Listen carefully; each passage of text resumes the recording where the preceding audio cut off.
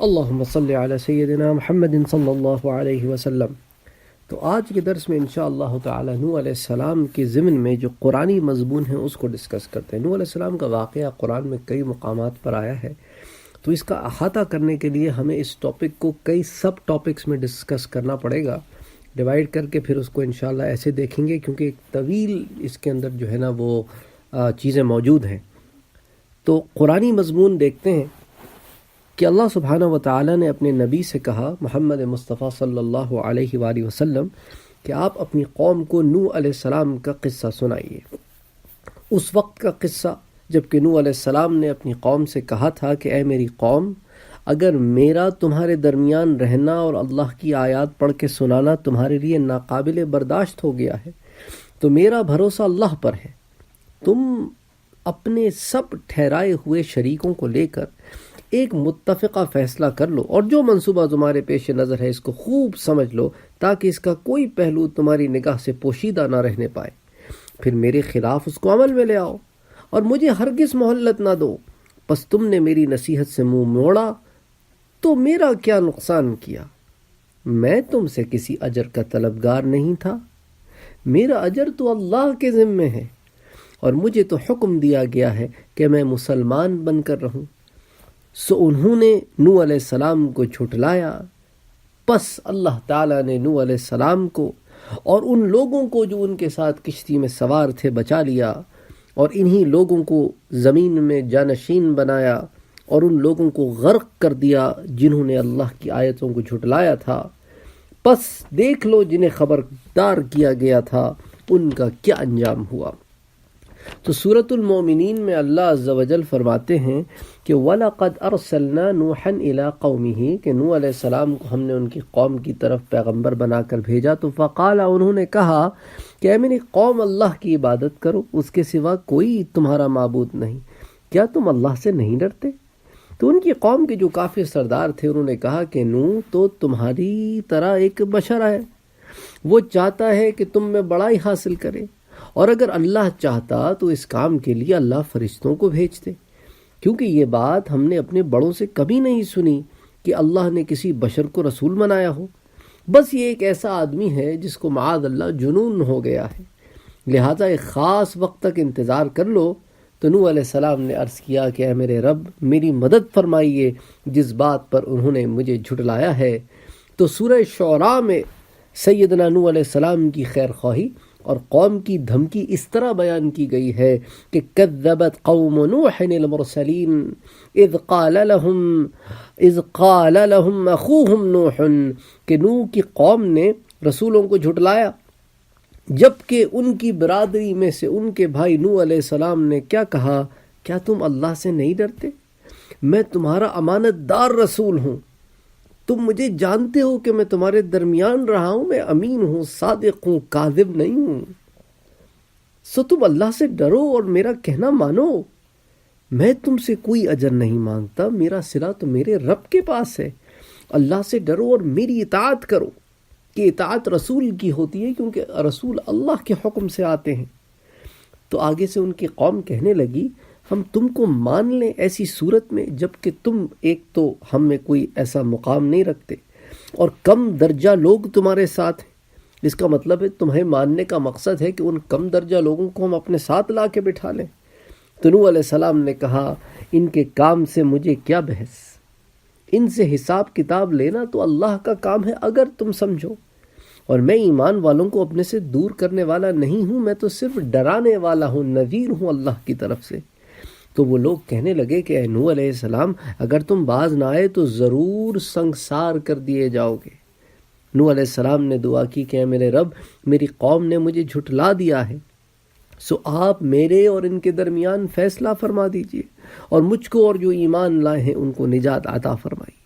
تو اللہ نے ان کو اور ان کے ساتھ جو لوگ تھے انہیں کشتی میں نجات عطا فرمائی اور باقی لوگوں کو غرق کر دیا۔ تو اس میں عبرت ہے کس کے لیے؟ ایمان لانے والوں کے لیے۔ سورہ عنکبوت میں اس مدت کو بیان کیا گیا ہے جو نوح علیہ السلام کی دعوت و تبلیغ کا زمانہ تھا۔ اللہ عز و جل فرماتے ہیں کہ وَلَقَدْ أَرْسَلْنَا نُوحًا إِلَىٰ قَوْمِهِ فَلَبِثَ فِيهِمْ أَلْفَ سَنَةٍ إِلَّا 50 عَامًا نوح علیہ السلام کو ان کی قوم کی طرف بھیجا تو وہ ان میں 1000 میں 50 سال کم رہے، یعنی 950 سال. پھر ان کو طوفان نے آ دبایا اور وہ بڑے ظالم لوگ تھے. پھر ہم نے نوح کو اور کشتی والوں کو بچا لیا اور ہم نے اس واقعے کو تمام جہان والوں کے لیے عبرت بنا دیا. اسی طرح سورہ صافات میں سیدنا نوح علیہ السلام کی بارگاہ الہی میں دعا کا اس طرح استقبال کیا گیا ہے کہ وَلَقَدْ نَادَانَا، کہ ندا دی ہمیں کس نے؟ نوح نے. فَلَنِعْمَ الْمُجِيبُونَ، آئے ہائے ہائے، تو نوح نے ہم کو پکارا سو ہم خوب فریاد سننے والے ہیں. تو کتنی پیاری بات اللہ نے کہی. فریاد رس کون ہے؟ فریادیں پوری کرنے والا کون ہے؟ تمہاری فریادوں کو سن کے پورا کرنے والا تو اللہ ہے. تو تم پھر ادھر ادھر کیوں جاتے ہو میرے بندوں؟ میرے در پر کیوں نہیں آتے ڈائریکٹ؟ میں تو تمہیں سنتا ہوں، تو تم کبھی ادھر جاتے ہو، کبھی ادھر جاتے ہو، کبھی یہاں چادریں چڑھاتے ہو، کہیں وہاں ماتھے ٹیکتے ہو، کہیں یہاں سیڑھیاں چڑھتے ہو، کہیں وہاں چلے کاٹتے ہو، قبروں پہ جاتے ہو. کیوں؟ میں تو تمہارے پاس ہوں، میرے پاس ڈائریکٹ کیوں نہیں آتے؟ اللہ اکبر. تو اللہ سبحانہ و تعالی نے اپنے نوح علیہ السلام پیارے بندے کو ان کی قوم کی طرف بھیجا کہ قوم پیروی کرے. لیکن پیروی کرنے والوں کو ہمیشہ یہی مسئلہ ہو رہا ہے، جو اللہ کے رسول ہوتے ہیں، وہ جو قوم کی طرف جاتے ہیں، ان کو یہی مسئلہ ہمیشہ رہا ہے کہ وہ پھر ان کی بات نہیں مانتے. جو لوگ ہیں ان کی اکثریت ان کی بات نہیں مانتی. اللہ اکبر. اور وہ جو تباہ و برباد ہو گئے اس عذاب میں، نہ وہ رہے نہ ان کی وہ اولاد رہی جو ان کے نقش قدم پہ چلی، اور آنے والوں کے لیے وہ نشانی ہو گئے. اللہ عز و جل فرماتے ہیں کہ نوح پر سلام ہو تمام عالموں میں. ہم اہل اخلاص کو ایسا ہی صلہ دیتے ہیں. بے شک وہ ہمارے ایماندار بندوں میں سے ہے، پھر ہم نے دوسروں کو غرق کر دیا. تو نوح علیہ السلام کی اللہ نے یہاں پر بڑائی بیان کی کہ نوح جو ہے وہ میرا ان بندوں میں سے ہے جن پر سلامتی ہو، جو اہل اخلاص میں سے ہے، جو ایماندار ہے. حضرت نوح علیہ السلام کا ذکر سورہ نوح میں بھی آتا ہے کہ پوری سورہ جو ہے وہ ڈیڈیکیٹڈ ہے نوح علیہ السلام کو، اور اس سورہ کا نام بھی نوح علیہ السلام کو ڈیڈیکیٹڈ ہے. سبحان اللہ. نوح علیہ السلام اللہ عز و جل سے فریاد کرتے ہیں، قال رب انی دعوت قومی لیلا ونہارا. میرے پاک پروردگار، میں نے تو اپنی قوم کو دن دیکھا نہ رات دیکھی، دعوت دی، لیکن انہوں نے میری دعوت سے کیا کیا؟ سوائے فرار کے اور کچھ حاصل نہ کیا. اور جب بھی میں نے ان کو بلایا تو ان کو بلایا تیرے دین کی طرف کہ وہ آئیں ہدایت کی طرف، لیکن انہوں نے میری بات سننے کے بجائے کیا کیا؟ اپنے انگلیوں کو اپنے کانوں میں رکھ لیا کہ میری آواز ان تک نہ پہنچے. اور کچھ تو اور بھی آگے بڑھ گئے کہ اپنے کپڑوں سے اپنے منہ کو ڈھانک لیا تاکہ میری ان پہ نظر بھی نہ پڑے، اور روش پر اپنی اڑ گئے اور تکبر کرنے لگے. میں نے ان پر تقریریں کی، بلند آواز سے ان کو اپنی طرف بلایا، مجمعوں میں بلایا، جہاں موقع ملا انہیں بلند آواز سے بلایا، مگر انہوں نے میری بلند آواز بھی نہ سنی. میں نے کھول کھول کر علل اعلان ان سے کہا، انہوں نے اس کو بھی مسترد کر دیا. تو میں دن رات کسی پہر ہر ٹائم اپنے آپ کو اویلیبل رکھا، ان سے خفیہ ملا، پرسنلی ملا، لیکن انہوں نے مجھے اس پہ بھی رد کر دیا. تو نہ بلند آواز سنی، نہ علل اعلان سنا، نہ مجھے خفیہ سنا. میرے پاک پروردگار، میں نے دن رات اپنی قوم پر لگا دیے، لیکن انہوں نے میری بات نہ سنی. پھر میں نے کہا کہ اللہ سے معافی چاہو اپنے رب سے، بے شک وہ بڑا بخشنے والا ہے. ارے وہی تو ہے جو تم پر آسمان سے خوب بارش برساتا ہے، اور تم ایمان لاؤ گے تو اور تمہیں نوازے گا، اور تمہیں مال اور اولاد دونوں سے نوازے گا. نواز تو رہا ہے اور نوازے گا، اور تمہارے لیے باغ پیدا کر دے گا، اور تمہارے لیے نہریں پیدا کر دے گا. اللہ اکبر. اور اسی کو علماء جو ہے بیسس بنا کر ایک بات کرتے ہیں کہ اگر کبھی مال کی تنگی ہو اور پریشانی ہو اور رزق میں کشادگی نہ ہو تو وہ کہتے ہیں استغفار کو بڑھا دو، کثرت سے استغفار کرو، کیونکہ یہ تو قرآن کہتا ہے کہ اللہ سے استغفار کرنے والوں کو اللہ بخشتے ہیں. اور اللہ سبحانہ و تعالیٰ ان پر اپنی نوازشوں کو نازل کرتے ہیں۔ تو نوح علیہ السلام نے اپنی قوم سے کہا کہ تمہیں کیا ہو گیا ہے کہ تم اللہ کے لیے کسی عظمت کا اعتقاد نہیں رکھتے جو صاحب عظمت و جلال ہے، اسی کی تم عزت و تکریم نہیں کرتے۔ حالانکہ دیکھو تو صحیح اس نے تمہیں کس طرح سے بنایا ہے، تمہیں ایک پٹکے سے نکال کر اتنا لمبا چوڑا جوان بنا کر تمہیں ایک زندگی اور حیات دی ہے اور پھر اسباب دیے ہیں۔ کیا تمہاری نظر نہیں جاتی ان آسمانوں کی طرف جو اللہ نے تہ بتہ 7 بنائے ہیں، اور ان میں چاند کو نور اور سورج کو چراغ بنایا ہے کہ سورج جلتا ہے اور چاند اس سے لیتا ہے۔ تو دیکھیں قرآن کے جو الفاظ ہیں نا، اس میں نوح علیہ السلام نے دونوں کی روشنی میں امتیاز کیا ہے کہ نور رکھا چاند میں اور چراغ رکھا سورج میں۔ سبحان اللہ، یعنی اب سے اس زمانے میں وہ اس فینومینن کو اپنی قوم کو بتا رہے ہیں۔ اور اللہ نے تمہیں زمین سے عجیب طرح پیدا کیا، کیا تم دیکھتے نہیں؟ تخلیق آدم اور پھر آدم سے تمہاری تخلیق، یہ سارا کچھ تمہیں نظر نہیں آتا؟ اور دیکھو تو صحیح، وہ تمہیں واپس زمین میں ڈال دے گا جیسا کہ تم تھے ہی نہیں، پھر اٹھا کھڑا کرے گا ایک دن، جس دن نکالے گا پھر اپنے سامنے کھڑا کرے گا، پھر سوال جواب ہوگا، پھر جہنم اور دوزخ کا اور جنت کا فیصلہ ہوگا۔ تو اللہ نے تمہارے لیے تو زمین کو فرش بنایا تاکہ تم جب یہاں رہو تو تمہیں سکونت اختیار کرنے کے لیے ایک ماحول فراہم کیا، اور تمہیں راستے کھلے کھلے دے دیے کہ تم چلو پھرو، کھاؤ پیو، زراعت کرو، اللہ کی نعمتوں سے فائدہ اٹھاؤ، مگر اس کو اللہ مانو، اس کو رب مانو، اس کی عبادت کرو، اس کی پرستش کرو، اس سے کفر نہ کرو۔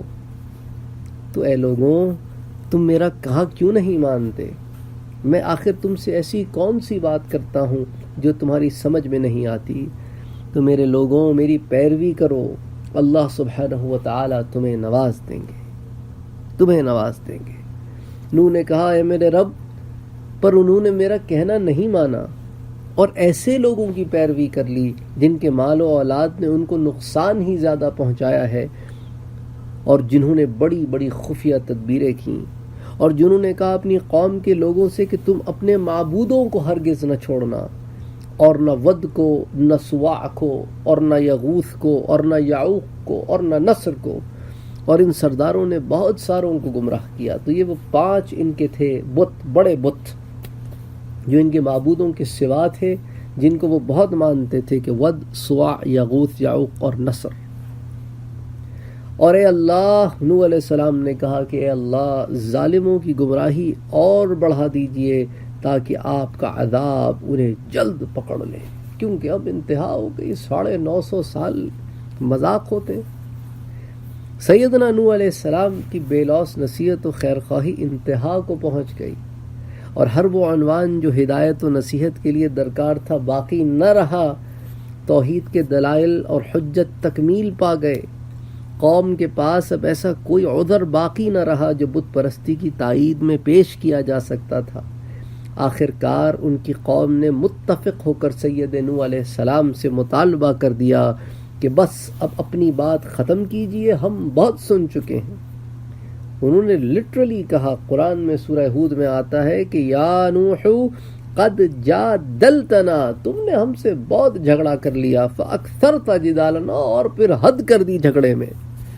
اللہ اکبر، فاتنا ما تعدنا، تو لے آؤ جو تم وعدے کرتے ہو، ہم بھی تو دیکھیں کیا عذاب لے کے آتے ہو تم۔ انا للہ و انا الیہ راجعون۔ سیدنا نوح علیہ السلام نے قوم کی یہ جرت دیکھی اور اللہ عز و جل سے بے خوفی دیکھی تو بہت ہی پریشان ہوئے اور اداس ہوئے کہ یہ کون لوگ ہیں، یہ کیا چاہتے ہیں، انہیں خبر نہیں ہے، انہیں خبر ہی نہیں ہے یہ چاہتے کیا ہے۔ وہ کہنے لگے کہ عذاب لانا میرے قبضے میں نہیں ہے میری قوم کے لوگوں، وہ اللہ کا فیصلہ ہے، میں تو اللہ کا رسول ہوں، تمہارے پاس اس کی ہدایت لے کر آیا ہوں، تم اس کے پاس آ جاؤ، وہ تمہارے گناہ معاف کر دے گا اور اس وقت کو تم پر سے ٹال دے گا۔ مگر قوم کہاں باز آنے والی تھی، وہ اڑی رہی۔ اللہ اکبر، کہ آج کا مسلمان بھی اڑا ہوا نہیں ہے۔ اللہ کہتے ہیں جھوٹ نہ بولو اس کا جھوٹ کے بغیر کاروبار ہی نہیں ہوتا، عجیب عجیب سی باتیں کرتا ہے، بھائن جی بھائی صاحب رزق پہ بیٹھے ہیں اور جھوٹ بول رہے ہیں، بولتے جھوٹ، پتہ ہے جھوٹ بول رہے ہیں، یہ مال جاپان کا نہیں ہے، یہ لوکل میڈ ہے، لیکن جاپان کا ٹھپا لگا کے بیچ رہے ہیں۔ چاولوں کو ذخیرہ کرتے ہیں، گندم کو ذخیرہ کرتے ہیں کہ دام بڑھے گا تو بیچیں گے، لوگوں کو ان کا حق ادا نہیں کرتے، وقت پہ تنخواہیں نہیں دیتے، چغل خوری کرتے ہیں، شراب پیتے ہیں، زنا کرتے ہیں، اللہ اکبر سب کرتے ہیں اور بے خبر ہو کے کرتے ہیں۔ اچھا کچھ تو ان میں سے نماز بھی پڑھتے ہیں، ایاک نعبد و ایاک نستعین، اللہ سے مدد بھی مانگتے ہیں اور اللہ سے کہتے ہیں ہم تیری عبادت کرتے ہیں، لیکن عبادت نہیں کرتے۔